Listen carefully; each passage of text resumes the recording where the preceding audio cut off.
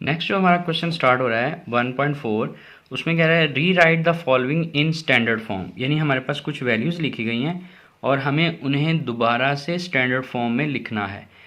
Value already जो है वो स्टैंडर्ड फॉर्म में ही लिखी हुई है, तो हमारी जो फर्स्ट प्रायोरिटी है वो यहाँ पर ये है कि हमें फर्स्ट नॉन ज़ीरो डिजिट के बाद जो है वो डेसिमल पॉइंट लाना है। अभी जो डेसिमल पॉइंट है वो 8 के बाद है, हमें इसको इस 1 के बाद लाना है। जैसे मैंने पहले क्वेश्चंस में इसके बारे में बता दिया कि आपने राइट से जब लेफ़्ट की तरफ शिफ्ट करेंगे तो पॉजिटिव वैल्यू लिखेंगे और लेफ़्ट से राइट की तरफ शिफ्ट करने पर नेगेटिव वैल्यू लिखेंगे। अभी जो है वो हमारे पास यहाँ पर वैल्यू है, इसको हमें पीछे लाना है, तो 1, 2 एंड 3। आप इसको ऐसे लिख सकते हैं 1.168 multiply 10 raise to power positive 3 और यहाँ पे है 10 रेज़ टू पावर माइनस 27। तो अब आपके पास बेस सेम है, पावर्स को आप ऐड कर लें। 1.168 multiply 10 raise to power 3 minus 27, 1.168 multiply 10 raise to power minus 24। तो ये अब आपके पास वैल्यू आ गई। फर्स्ट नॉन ज़ीरो डिजिट के बाद डेसिमल पॉइंट आ गया और आपने इसको रीराइट कर लिया इन स्टैंडर्ड फॉर्म और साइंटिफिक नोटेशन। तो दैट इज़ द आंसर। इसका बी पार्ट है, उसमें भी आपके पास 32 multiply 10 raise to power minus 5 लिखा हुआ है। इसको आपने दोबारा रीराइट करना है, तो ये भी सिंपल है। आप डेसिमल पॉइंट अभी 2 के बाद है, आप इसे पहले लाना है, तो ये आ जाएगा 3.2 multiply 10 raise to power plus 1 10 raise to power minus 5, 3.2 multiply 10 raise to power 1 minus 5, 3.2 multiply 10 raise to power minus 4। तो ये आपने रीराइट कर लिया उसको इन स्टैंडर्ड फॉर्म या साइंटिफिक नोटेशन। उसके बाद सी ऑप्शन है, थर्ड आपका इसका क्वेश्चन है 725 multiply 10 raise to power minus 5 kilogram.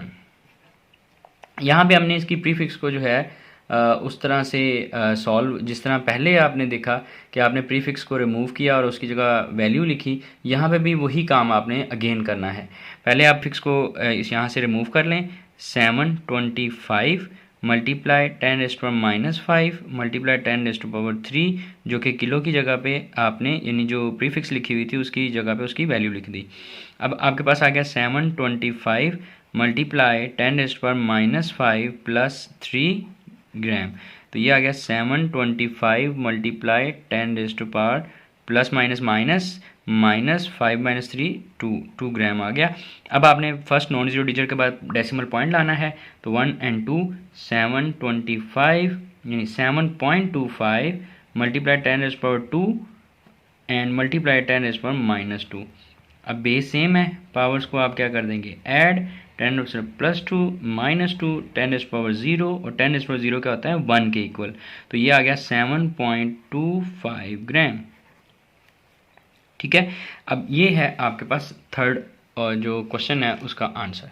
अब नेक्स्ट चलते हैं। नेक्स्ट जो क्वेश्चन है हमारे पास, इसका डी पार्ट जो है उसको सॉल्व कर लेते हैं। डी पार्ट में है जी 0.02 multiply 10 raise to power minus 8। अब आपने इसको सॉल्व करना है। अब देखें ये पहला क्वेश्चन अभी तक आया है जिसमें हमने नॉन ज़ीरो डिजिट के लिए डेसिमल पॉइंट को लेफ़्ट से राइट शिफ्ट करना है। तो अब ये 1 एंड 2 डिजिट जो है वो राइट शिफ्ट होगा, तो ये 2 multiply 10 raise to power minus का 2, तो इसी तरह multiply 10 raise to power minus 8। तो बेस सेम है, तो आप क्या करेंगे पावर्स को ऐड कर देंगे, -2 -8, 2 multiply 10 raise to power minus 10 and this is your answer. तो इसको एज आंसर दोबारा लिख सकते हैं, हमने रीराइट कर लिया इसको। तो ये अब आपके पास इसका आंसर आया। तो अब नेक्स्ट जो क्वेश्चन है वो आपके पास है right the following quantities in standard form. आपने अगेन वही काम करना है जो आप पहले कर चुके हैं, 6400 किलोमीटर। तो अब आपने यहाँ पे ये करना है कि इनके जो प्रीफिक्सेस है उसको आप अगर नहीं भी चेंज करते, क्योंकि आपकी कोशिश यही है कि हमें फर्स्ट नॉन ज़ीरो डिजिट के बाद डेसिमल पॉइंट मिल जाए, तो ये आ जाएगा आपके पास 6 1 2 3 डिजिट आपने शिफ्ट किया, 0.4 मल्टीप्लाई 10 पॉजिटिव में किया है, तो ये किलोमीटर्स, ये आपके पास स्टैंडर्ड फॉर्म में आ गया 6.4 मल्टीप्लाई 10 पर 3 किलोमीटर्स। इसी तरह से जो आपके पास इसका सेकंड पार्ट है, पार्ट बी, उसमें है जी 380,000 किलोमीटर्स। यही काम आपने यहाँ पे किया, आपने 1 2 3 4 5 डिजिट इसको शिफ्ट किया, 3.8 मल्टीप्लाई 10⁵ किलोमीटर्स। सेम इसका सी पार्ट है, तो आपके पास है 300,000 एंड अगेन 000 मीटर पर सेकेंड। 3 मल्टीप्लाई 10⁸ मीटर पर सेकेंड जगह स्पीड ऑफ लाइट दी गई है। अब आपने क्या करना है, 3 मल्टीप्लाई 10⁸ 8 डिजिट आपने पीछे शिफ्ट किया, तो ये आ गया मीटर पर सेकेंड। और इसका डी पार्ट है हमारे पास सेकेंड्स इन अ डे। ये सेम वही है जो कि हमने पीछे क्वेश्चन किया है, इन अ डे। ये जो लास्ट क्वेश्चन किया है आपने, इसी तरह इसको यहाँ से आपने सॉल्व करना शुरू कर देना है। 1 day is equal to 24 hour, 1 hour is equal to 60 minutes, 1 minute is equal to 60 seconds. तो आपने इसको सॉल्व कर लेना है। लास्ट आपको मैं यहाँ पे बता देता हूँ, इसको साइंटिफिक नोटेशन या स्टैंडर्ड फॉर्म में कन्वर्ट करना है। 86,000 for 1 day is equal to 86,400 seconds. तो पॉइंट को शिफ्ट करेंगे राइट से लेफ्ट, 1 2 3 4, तो ये आ गया 8.64 मल्टीप्लाई 10⁴ सेकेंड्स। तो ये आ गया scientific notation seconds in a day. जी नेक्स्ट जो हमारे पास क्वेश्चन है वो 1.6 है। इसमें कहा जा रहा है कि on closing the jaws of vernier calliper, zero of the vernier scale is on the right side of the main scale such that the fourth division is coinciding. यानी जो चौथा दर्जा है वो को इंसाइड हो रहा है मेन स्केल के जीरो के साथ। तो हमें zero error, find the zero error and zero correction, हमें जीरो एरर और जीरो करेक्शन फाइंड करना है। अब इस चीज़ के बारे में हम पहले से जानते हैं कि जो ज़ीरो एरर है वो बेसिकली जो इसका लीस्ट काउंट होगा और जो डिवीजन को इंसाइड हो रहा है उन दोनों को मल्टीप्लाई करने से हमें ज़ीरो एरर फाइंड होगा। अगर हम इसके सोल्यूशन की तरफ चलते हैं तो ज़ीरो एरर का जो फॉर्मूला होगा वो हमारे पास डिवीजन कोइंसाइडिंग, वो दर्जा जो मेन स्केल और वर्नियर स्केल के बिल्कुल सामने हैं उसको हम मल्टीप्लाई करेंगे with the least count of vernier calliper. ठीक हो गया। वर्नियर कैलिपर के लीस्ट काउंट के बारे में जानते हैं, द मिनिमम और the least measurement which can be taken by any instrument is called least count. तो कम से कम जो वर्नियर कैलिपर का मेजरमेंट की कैपेसिटी है या उसकी रेंज है वो है 0.1 मिलीमीटर और 0.01 सेंटीमीटर। ये वर्नियर कैलिपर का लीस्ट काउंट है। ये वो कम से कम पैमाइश है जो कि हम इससे ले सकते हैं। तो इसी तरह से हम जो डिवीजन कोइंसाइडिंग जो कि गिवन डाटा में है ये बात हम पहले से जानते हैं। तो अब हम क्या करेंगे, ज़ीरो एरर यहाँ से फाइंड कर लेंगे। Zero error is equals to division fourth multiply by least count 0.01 centimetre and that will be 0.04 centimeter will be its error। अब ये आइडेंटिफाई करना कि ये पॉजिटिव जीरो एरर है या नेगेटिव जीरो एरर है, ये हमें क्वेश्चन के अंदर जो बताया गया है कि vernier scale is on the right side to the main scale. तो अगर वर्नियर स्केल मेन स्केल के राइट साइड पर होता है तो वो एरर पॉजिटिव होता है। तो आपने सिंपली जस्ट यहाँ पे पॉजिटिव लिख देना है जो ये आइडेंटिफाई करता है कि ये जीरो पॉजिटिव एरर है। और उसके बाद जो नेक्स्ट हमारे पास सेकंड चीज़ पूछी गई है वो जीरो करेक्शन के बारे में पूछा गया है। अब अगर किसी भी एरर में पॉजिटिव हो, किसी भी इंस्ट्रूमेंट के अंदर पॉजिटिव जीरो एरर हो, तो जो पॉजिटिव जीरो एरर होगा हम उसे माइनस करेंगे मेन जो रीडिंग आएगी। जब भी हम रीडिंग लेकर उसको फाइनल मेजरमेंट होगी ना, वो इस एरर को उसमें से माइनस करने पर आएगी। मीन कि जो पहले हमने उससे रीडिंग ली है वो 0.04 पॉजिटिव में है, ज्यादा आ रही है, हम उसमें से वो माइनस करेंगे। इस तरह से आपके पास करेक्ट रीडिंग आ जाएगी। तो ये था 1.6 जो कि बिल्कुल सिंपल सा क्वेश्चन था। इसके बाद 1.7 की तरफ बढ़ते हैं। 1.7 में वो कह रहा है a screw gauge have a 50 divisions on its circular scale. तो नंबर ऑफ डिवीजन्स आर 50 हैं जी उसके डिवीजन यानी दर्जे ऑन इट सर्कुलर स्केल। और the pitch of the screw gauge is 0.5 millimetre. Pitch of screw gauge is equal to 0.5 millimetre. And what is its least count, हमने जो चीज़ find करनी है वो फाइंड करनी है उसका लीस्ट काउंट, कि लीस्ट काउंट क्या होगा।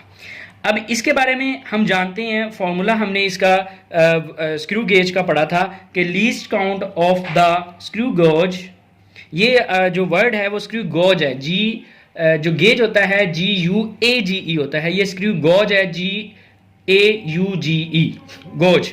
तो least count of the screw gauge is equal to the pitch of the screw gauge divided by number of divisions. मैं इसको स्मॉल n से शो कर रहा हूँ, डिनोट कर रहा हूँ कि small n number, it is a number, so it is 50, so now we will divide the pitch of screw gauge to the number of divisions on the scale, so 0.5 millimeters divided by number of divisions, that will be, the answer will be 0.01 millimetre. और if अगर हम इसको centimetres में लिखना चाहें तो divided by 10, तो 0.001 centimetre. तो ये दोनों आंसर इसके लिए करेक्ट जो है वो तस्वुर होंगे। तो ये है आपके पास न्यूमेरिकल नंबर 1.7। इसके बाद अगर हम नेक्स्ट पेज पे चलते हैं, नेक्स्ट क्वेश्चन की तरफ, तो हमारा नेक्स्ट क्वेश्चन है 1.8 and the question is what of the following quantities have 3 significant figures। हमें बारी बारी उन तमाम पार्ट्स में ये बताना है कि किस में 3 सिग्निफिकेंट फिगर्स होंगे। तो सिग्निफिकेंट फिगर्स की आइडेंटिफिकेशन के लिए हमें उसके रूल्स को जो है वो समझना होगा। जो पहला रूल हमें ये बताता है सिग्निफिकेंट फिगर के लिए कि ऑल नॉन जीरो आर सिग्निफिकेंट्स, तो नॉन जीरोज ये 3, 6 और 6 ये सिग्निफिकेंट है। एंड सेकेंड रूल हमें ये बताता है the zeros between 2 significants are also significant. दो अहम हिस्सों के दरमियान, दो सिग्निफिकेंट फिगर्स के दरमियान अगर जीरोज आ जाएं तो वो भी सिग्निफिकेंट्स ही होते हैं। तो यहां पर 3 भी सिग्निफिकेंट है, 0 भी सिग्निफिकेंट है, ये 0 भी, ये 6 और ये 6। इसमें टोटल 5 सिग्निफिकेंट फिगर्स हैं, 5 सिग्निफिकेंट फिगर्स। अब हमें पूछा गया था कि किस में 3 हैं, तो हमें जस्ट ये वाला जो है वो आंसर फॉल्स है कि इसमें 5 सिग्निफिकेंट फिगर्स हैं, 3 नहीं हैं। उसके बाद अगर इसका पार्ट बी देखें, उसमें जो नंबर दिया गया है 0.00309 किलोग्राम। अब इसमें अगर हम गौर करें तो यहाँ पर नॉन जीरो 3 और 9 ये सिग्निफिकेंट हैं, 0 बिटवीन द सिग्निफिकेंट्स ये भी सिग्निफिकेंट है, तो इसमें 3 ये सिग्निफिकेंट है। और एक चौथा रूल इसका ये बताता है कि zeros on the left side जो कि सिर्फ जगह पूर करने के लिए इस्तेमाल किए जाते हैं वो नॉन सिग्निफिकेंट होते हैं, यानी 0.00, यानी स्टार्ट में अगर 0 है और आगे भी जीरोज हैं, ये सारे के सारे नॉन सिग्निफिकेंट कहलाएंगे। तो ये आपके पास वो इसका पार्ट है जिसमें 3 सिग्निफिकेंट फिगर्स हैं। ये जो उसने पूछा है तो ये जी आंसर करेक्ट है, ट्रू है, इसमें 3 सिग्निफिकेंट फिगर्स हैं। उसके बाद अगर हम सी पार्ट देखें, उसमें जो वैल्यू दी गई है वो है जी 5.05 मल्टीप्लाई 10⁻⁻27 किलोग्राम। अगर आप गौर करें तो यहां पर -27, दैट मीन इस डेसिमल पॉइंट से पहले 27 डिजिट्स हैं हमारे पास। तो यहां पर एक डिजिट है, 26 जीरो हमें और इस तरफ लेफ्ट वाली साइड पे लगाने पड़ेंगे, तब आपके पास ये रकम आपके पास नॉर्मल कंडीशन में आएगी। अभी इसको साइंटिफिक नोटेशन में लिखा गया है या स्टैंडर्ड फॉर्म में, तो 26 जीरो अगर आप यहाँ इसके स्टार्ट में लगाते हैं तो वो जो फोर्थ रूल था कि जो जीरो सिर्फ जगह पूर करने के लिए इस्तेमाल होते हैं वो सिग्निफिकेंट नहीं होते, वो रूल यहाँ पर अप्लाई होता है। तो इसमें 3 सिग्निफिकेंट फिगर्स हैं क्योंकि शुरू के जो जीरोज होते हैं वो सिग्निफिकेंट नहीं होते हैं। 3 सिग्निफिकेंट फिगर्स। उसके बाद इसका पार्ट डी है, वो हमारे पास क्वेश्चन है जी 301.0। अगर आप यहाँ पे गौर करें तो पहला रूल ये बताता है नॉन जीरो सिग्निफिकेंट है, 3 और 1 सिग्निफिकेंट है। उसके बाद zeros between significant digits are also significant, तो ये जीरो इन दोनों के दरमियान में आ गया है, तो ये भी सिग्निफिकेंट है। थर्ड रूल ये कहता है the zeros after decimal points are also significant है, जीरो और जीरोज यानी एक या एक से ज़्यादा जो जीरोज डेसिमल पॉइंट के बाद आएंगे वो भी सिग्निफिकेंट होंगे। तो इसमें टोटल जो है वो 4 सिग्निफिकेंट डिजिट्स हैं। क्वेश्चन है ये जी, यहाँ तक 1.8 कंप्लीट हो गया।